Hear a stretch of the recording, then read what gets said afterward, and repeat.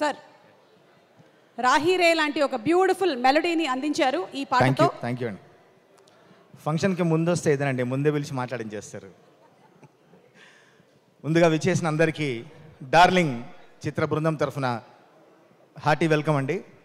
Media మిత్రులకు, మిగతా పాతికేళ్లకు, మా ఫోటోగ్రాఫర్ అన్నలకు అందరికీ కూడా వెల్కమ్. ఈ సినిమా నా సింగిల్ కార్డ్ సినిమా. 5 పాటలు, ఒక బిట్ సాంగ్ మొత్తం నేనే రాయడం జరిగింది. Thank you. ముఖ్యంగా వివేక్ సాగర్ గారి గురించి చెప్పుకోవాలి. మనిషి ఇంకా రాలేదా, వస్తుండా? కనపడడు కానీ గట్టిగా వినిపిస్తాడు. ఏ సినిమా చేసినా కూడా మనసు పెట్టి తనకంటూ ఒక ముద్ర వేసుకున్నటువంటి మంచి మ్యూజిక్ డైరెక్టర్, మా అందరికీ డార్లింగ్ మ్యూజిక్ డైరెక్టర్. మంచి ట్యూన్స్ ఇచ్చాడు. తన స్టైల్ వదులుకొని ఒక కల్లాసే కావచ్చు, తన స్టైల్లో ఉన్న ఈ రాహి కావచ్చు, మొన్న రిలీజ్ అయిన సున్ చెలియా కావచ్చు, ఇంకా ఇప్పుడు రేపు రాబోయే టార్చర్ అండ్ ఒక చిన్న బిట్ సాంగ్ కూడా, ఒక క్లైమాక్స్లో వచ్చే సాంగ్ కూడా ఉంది. అన్ని పాటలు కూడా అద్భుతంగా ఇచ్చాడు. అట్లాగే బీజిఎం కూడా అంతే అద్భుతంగా ఇస్తున్నాడు. ఎందుకంటే అశ్విన్ పిండేస్తాడు తెలుసు.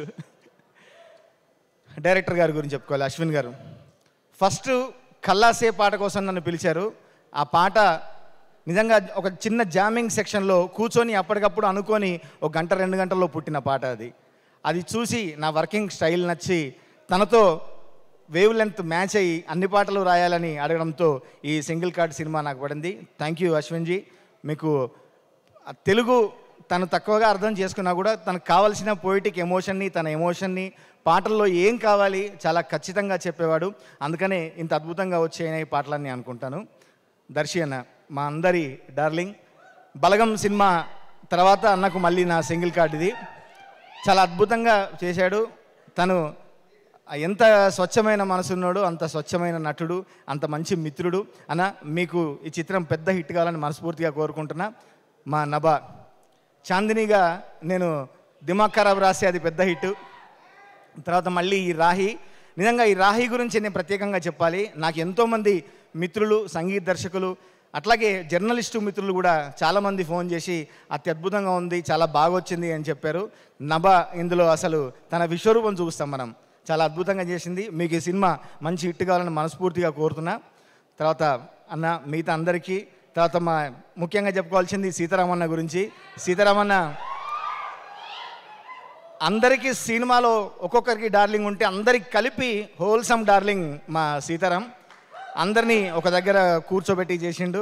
తర్వాత ఈ పాటలు చాలా బాగా వస్తున్నాయని మాకే ఎక్సైట్మెంట్ తెచ్చిన మా సన్నీ ఉన్నాడు, ఇంకో డార్లింగ్. ఆ సన్నీ ప్రతి పాటకి ఫోన్ చేసి చెప్పేవాడు, అసలు నీ వైబ్ మిస్ అయ్యావు, ఈ జామింగ్ మిస్ అయ్యావు అని చెప్పి. అట్లాంటి మంచి పాటలు వచ్చాయి. నాకు ఇచ్చినందుకు మరొకసారి ప్రొడ్యూసర్స్కి, నిరంజన్ రెడ్డి గారికి, చైతన్య గారికి ప్రత్యేకంగా ధన్యవాదాలు తెలియజేసుకుంటూ, మా డిఓపికి, హేమంత్కి, మిగతా అందరికీ ప్రత్యేక ధన్యవాదాలు. అశ్విన్జీ మన క్లైమాక్స్ పాట ఏమన్నా పాడొచ్చా, లేకుంటే అది ఎందుకంటే నాకు బాగా మనసుకు నచ్చిన పాట. అన్ని పాటలు చాలా బాగా వచ్చినా కూడా ఈ రాహి మీరు విన్నారు కదా, నిన్ను నన్ను మోసి మోసి తన వళ్ళో దాచి దాచి ఈ భూమి అలసిపోయానందా, శ్వాసల్లో నిలిచి నిలిచి ప్రాణాలే పోసి పోసి ఈ గాలి విసిగిపోయానందా అని ప్రతి ఒక్కటి ఒక చిన్న మాటలో చెప్పే అవకాశం నాకు దొరికింది. క్లైమాక్స్లో ఒక మంచి సన్నివేశంలో వచ్చే పాట నాకు చాలా ఇష్టం. అది ఒక్కసారి అని. మిగతా పాటలన్నీ ఇంగ్లీషు, హిందీ పేర్లు కుదిరితే ఆ పాటకు మాత్రం ఒక్కసారి అని అచ్చ తెలుగు పదం కుదిరింది. మీరు గమనిస్తే కల్లాసే, రాహి, సున్ చెలియా, టార్చర్ ఇట్లాంటి పాటలు ఉన్నాయి. ఆ లాస్ట్ పాట మాత్రం నిదురిస్తావోసారి కలలాగా రావే, చెప్పకనే తెల్లారై జారి కరిగిపోయావే, ఎదురొస్తావోసారి రాదారై రావే, చెంపలపై కన్నీరై జారిపోయావే, ఓసారి ఒకసారి నిన్ను చూడాలమ్మా, కడసారి సెలవంటూ నిన్ను పంపాలమ్మా, ఈ పిచ్చి ఏందంటూ నువ్వు నవ్వాలిలే,